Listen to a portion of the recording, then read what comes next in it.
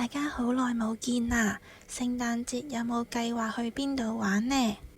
今次呢條片就介紹位於南山區嘅內威酒店，佢間房入邊有一個按摩浴缸。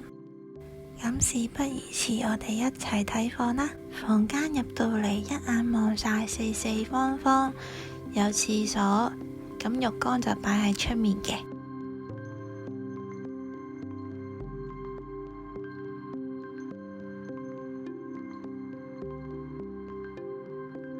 房間個馬桶就唔係智能馬桶嚟嘅，咁同埋呢廁所都有一個企缸。咁企缸入邊就有護髮素啦、沐浴露啦，同埋洗髮水。咁出面浴缸係冇嘅。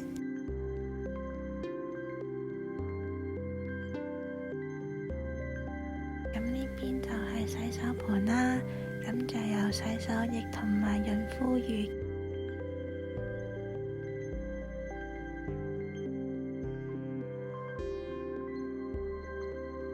佢個風筒係放喺下面，廁所門拉埋就會出現一塊全身鏡㗎啦。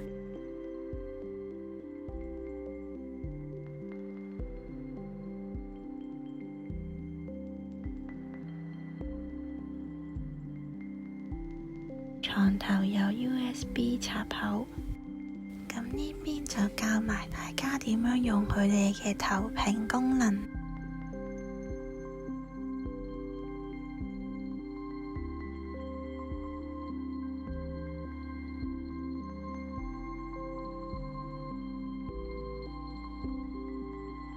電視又配埋一個重低音嘅音響裝置，塊鏡都可以着燈嘅。之後我哋去咗鄰近嘅海岸城，海岸城5樓有一個飯豆樂園，入邊好大。如果你係星際傳奇嘅會員，都可以喺呢一度玩嘅。飯豆樂園入邊仲有 K 房添，除咗 K 房，仲可以租鐳射槍嘅場地。亦都可以用遊戲幣租用佢哋嘅桌球台，呢度就係佢哋嘅收費。咁 K 房我就冇影到。電梯出嚟3樓就有戲院，我哋去到已經到咗落場時間，所以最後尾揀咗陶陶居食。